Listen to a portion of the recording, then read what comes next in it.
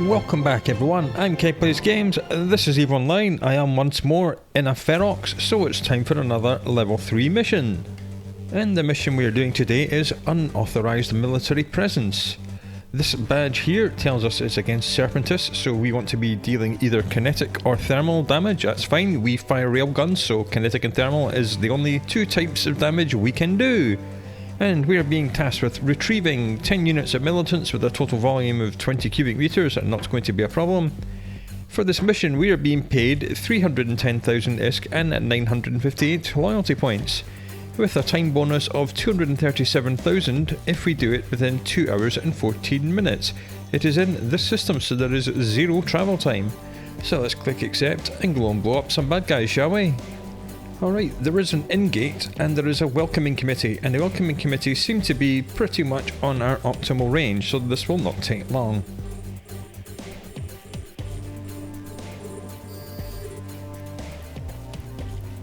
Well, it will if we keep missing as much as we have been, but yeah, that did not take long. Right, room 1 done, and let's go into room 2. Just use a Microwarpdrive, we'll bookmark one of these wrecks. There we go, check it took, yes it did. Right, so that's room 0.5, the welcoming committee room. Do not know how many rooms are in this mission, cannot remember.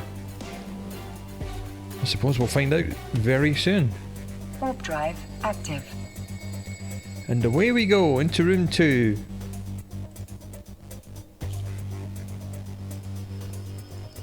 And room 2 has no more acceleration gates. Alright, so there seems to be 3 groups. We'll just hold control, drag a box around the group that's closest.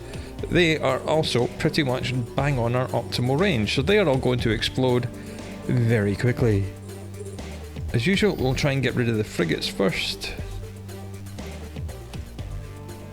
I say try, I mean we will get rid of the frigates first. There they go. Then we'll do the spies, because I believe they're quite squishy. Oh, we've accidentally put one gun on the safeguard. Oh well. I'm sure it'll be fine. Yes, well, that spy went down pretty quick. Everything else is at pretty long range, so once we've killed this group, we may refit. We may very well reload to thorium, because as we know, thorium reaches all the way out to our maximum targeting range, which everything is just about inside. Right, one more guy from this group. Let's bookmark one of the wrecks in the middle there, and we'll do that one. Jolly good.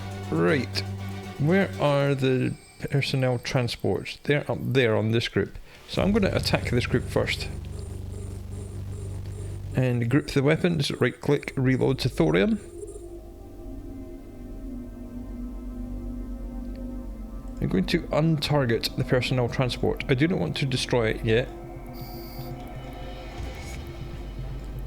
I wouldn't mind destroying everything else. You know what, let's just target all the frigates in the room if we can.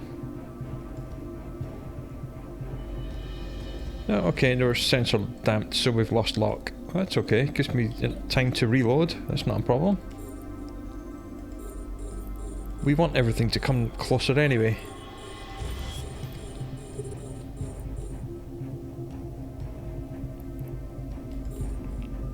Again, because this is a passive shield tank, I am lamenting not having a sensor booster fitted.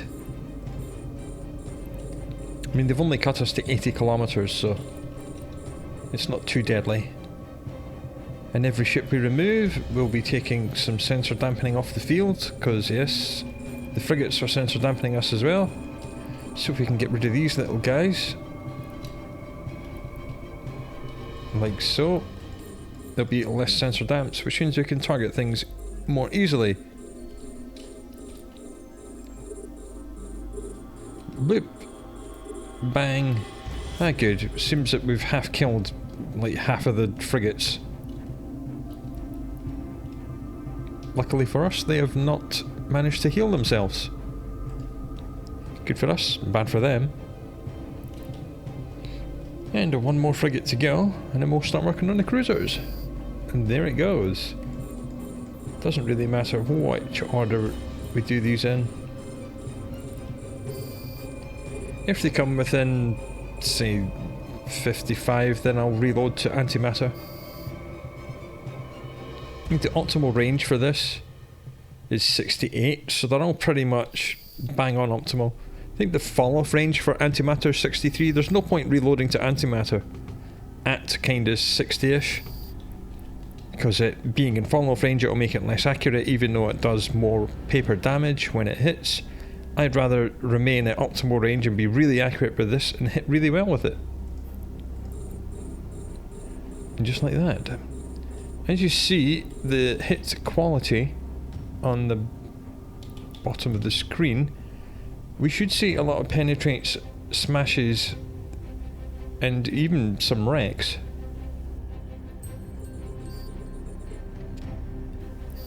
We'll make this guy the last one we're going to shoot with thorium, then we'll go over to antimatter. The more accurate your guns are, the better quality of hit you roll. We saw that in the empirical testing we did in the turret tracking guide available on this channel. You can find that in the top right hand corner of your screen right now.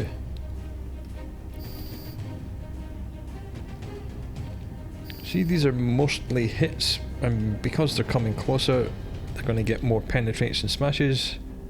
Glances off is pretty bad. Grazes are not good. Hit is like the normal. The higher quality of your hit you do, the more damage it does. Wrecking shots, for example, do 3 times regular damage. Hits are like 1 times. Penetrates and smashes are between 1.2 and 1.5, I believe. I can't really remember them all off the top of my head, but that's how it works. So this listed DPS is only theoretical. We're only theoretically doing 491 damage with our antimatter ammo. To get 491 damage, every single round would have to hit, but even then there's the additional RNG of the hit quality. And if you're really accurate, then you can get way above 491 DPS. If every shot is a penetrate or a smash, then you'll be doing over this listed damage. That's what makes turret weapons so interesting.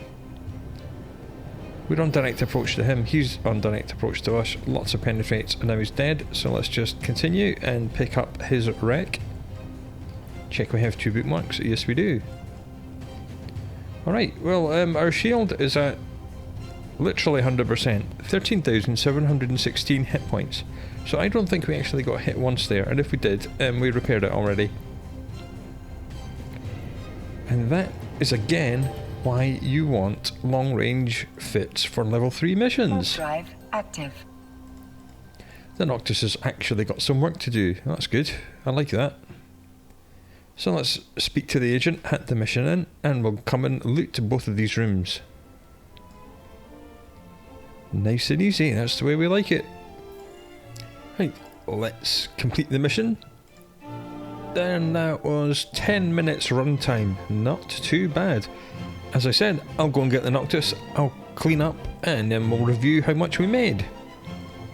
Alright, I've been out in the Noctis and salvaged both rooms of that mission, and the bounty prizes have come in whilst I was doing that, so let's see what we got. Agent mission reward 310,000, agent mission time bonus 237,000, bounty prizes 724,378 ISK precisely. And loot and salvage was a very nice surprise. You have 9.47 million ISK. A lot of that comes from one of these. Yes, we found a warp disruption field generator, which is worth 4.8 million. But that means there's still 5 million worth of regular loot as well. And the salvage is worth 4.5, most of which comes from these contaminated Lorentz fluids, which for some reason at the moment is 220,000 ISK per unit, and we got 16 of them, so that's 3.5 million right there.